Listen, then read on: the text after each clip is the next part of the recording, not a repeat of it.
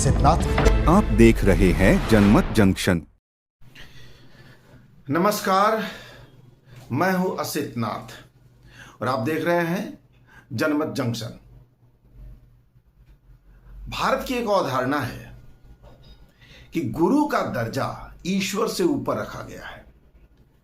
गुरु गोविंद दो खड़े काको लागू पाए, बलिहारी गुरु आपनो दियो गोविंद बत पाए। लेकिन कमाल देखिए कि भारत की राजनीति में ताकतवर हो चुके लोग बड़ी शान से मीडिया के सामने ये बता रहे हैं कि वो अपने मास्टर जी को भी मां की गालियां दिया करते थे और वो चाहे तो एक बार में 500 ऐसी गालियां दे सकते हैं जैसी गालियां आपने सुनी नहीं होंगी। उनके पास तो गालियों की डिक्शनरी है। अरे गाली बकना, उल्टा सीधा बोलना, हमको बोलिए ना 50 गाली राहुल गांधी को बक देंगे। हमारे गांव में तो और खतरनाक गाली सब लोग बोलता है। मास्टर को भी बोलते थे, पढ़ाने के वक्त तो बोलते थे मत तोरी मैं मास्टर बाग के ना पढ़वे। ए राहुल, तुम्हारी इतनी हिमाकत है तो दिलीप जायसवाल का गाली का पूरा एक डिक्शनरी है। आप शायद सुने भी नहीं होंगे, ऐसा गाली मैं जानता हूं। इतरा के गर्व के साथ वो बात कही जा रही है जो बात बेहद शर्म के साथ ही कोई कह सकता है। लेकिन ये बात हो रही है और ये बात कर रहे हैं राष्ट्रवाद की दुहाई देने वाले, खुद को भारत भक्त बताने वाले भाजपा के लोग। प्रधानमंत्री नरेंद्र मोदी के बिहारी सूबेदार, बिहार भाजपा के प्रदेश अध्यक्ष दिलीप जायसवाल जी ने दावा किया है कि वो 500 ऐसी गालियां दे सकते हैं जो गालियां आपने कभी सुनी नहीं होंगी। वो तो गालियों की डिक्शनरी है। और हद तो ये कि गालियों को अपनी महान योग्यता बताते बताते उन्होंने ये बता दी कि जब वो स्कूल में पढ़ते थे तो अपने मास्टर जी को भी मां बहन की गालियां दे दिया करते थे। अपने शिक्षक को, मतलब ईश्वर से ऊपर जिस गुरु को रखा गया है, उसको मां बहन की गालियां सुनाना वो अपनी महान योग्यता मान रहे हैं। मतलब जिस काम को सभ्य समाज में सबसे नीच माना जाता है उसी काम को अपनी सबसे बड़ी योग्यता मान रहे हैं। हम आपको सुनाएंगे कि क्या कहा है बिहार भाजपा के प्रदेश अध्यक्ष डॉक्टर दिलीप जायसवाल ने।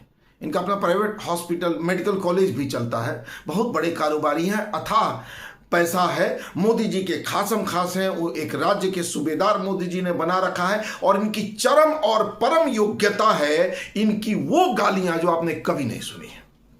दरअसल ये एक प्रेस कॉन्फ्रेंस कर रहे थे और मीडिया से मुखातिब होकर ये अपने विरोध में खड़े नेता राहुल गांधी को कोस रहे थे। कांग्रेस नेता राहुल गांधी के लिए ये बता रहे थे कि राहुल गांधी को 500 गालियां दे सकते हैं। यही आज की राजनीति की योग्यता है। और आज के दौर में राजनीति के शीर्ष पर बैठे ऐसे लोग इतनी बेशर्मी इसलिए दिखा देते हैं क्योंकि हमारे और आपके जैसे लोग इन बेशर्मों को ताकत दे देते हैं। ऐसे नीच लोग जो अपने गुरु को भी मां बहन की गालियां दे सकते हैं, हमने और आपने उनको राजनीतिक ताकत दे रखी है। गलती हमारी आपकी भी है। हम ऐसे लोगों को अपना प्रतिनिधि चुन ले रहे हैं और ऐसे लोगों को अपना सिरमौर बना लेते हैं जिनका पालन पोषण बेहद घटिया संस्कारों में हुआ है। वरना गुरु को गाली कोई संस्कारी बच्चा नहीं देता है। मतलब साफ है कि ये संस्कारहीन आदमी महान नीच आदमी है जो अपने मास्टर को मां बहन की गाली दे सकता है, अपने शिक्षक को मां बहन की गाली दे सकता है। वो हमको आपको क्या समझता होगा। और राजनीति में विरोधियों को मां बहन की गालियां दी जाती हैं। क्या राजनीति का मतलब यह होता है कि जो हमारे खिलाफ चुनाव लड़ रहा है उसको हम 500 गालियां सुना दें। और ऐसे लोग क्या राजनीति के शीर्ष पर होने चाहिए जो अपने शिक्षक को भी मां बहन की गालियां दे देते हों और अपनी सबसे बड़ी योग्यता ये मानते हो कि उन्हें 500 गालियां ऐसी आती हैं जो दूसरों को नहीं आती और बाज़ाब्ता गालियों की डिक्शनरी लिख डाली है। यह महान योग्यता, इन्होंने गालियों की डिक्शनरी लिख डाली। मोदी जी के सूबेदार हैं दिलीप जायसवाल जी ने। सोचना हमको आपको है, समाज हमारा आपका है, हमारी आपकी नस्लें इस समाज में पलने वाली हैं।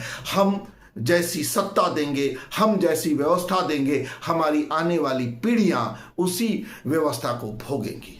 तय हमको आपको करना है कि क्या हमें ऐसे लोगों को अपने सिर पे बैठा लेना है जो हमारी आपकी किसी की भी माँ बहन की कोई इज्जत नहीं करते, जो किसी को भी माँ बहन की गालियां दे सकते हैं, जो अपने गुरु को माँ बहन की गाली दे सकता है, हमको आपको क्या समझेगा? या हमें ऐसे सभ्य लोगों को चुनना है जो हमारे आपके बाल बच्चों को अच्छी दिशा दे सकते हैं, अच्छा संस्कार दे सकते हैं, अच्छा समाज दे सकते हैं, अच्छी व्यवस्था दे सकते हैं। तय हमको आपको करना है। यकीन मानिए, आप जैसा समाज गढ़िएगा, आपकी आने वाली पीढ़ी वैसे ही समाज में रहेगी। आपने बेहतर समाज बनाया तो आपकी आने वाली पीढ़ी को बेहतर समाज मिलेगा। आपने घटिया समाज बनाया तो आपकी ही आने वाली पीढ़ी को घटिया समाज में रहना पड़ेगा, भुगतना उसे ही है। इसलिए ये तय कर लीजिए कि क्या ऐसे नीच लोगों को अपने सिर पे बैठाइएगा जो अपने गुरु गोविंद को ही माँ बहन की गालियां दे देता है, या ऐसे कुसंस्कारियों को वहां से हटा फेंकिएगा, उन्हें उनकी असली जगह पे पहुंचा दीजिएगा, उन्हें बता दीजिएगा कि तुम्हारे जैसे कुसंस्कारियों की हमारे सभ्य समाज में कोई जगह नहीं है। नमस्कार।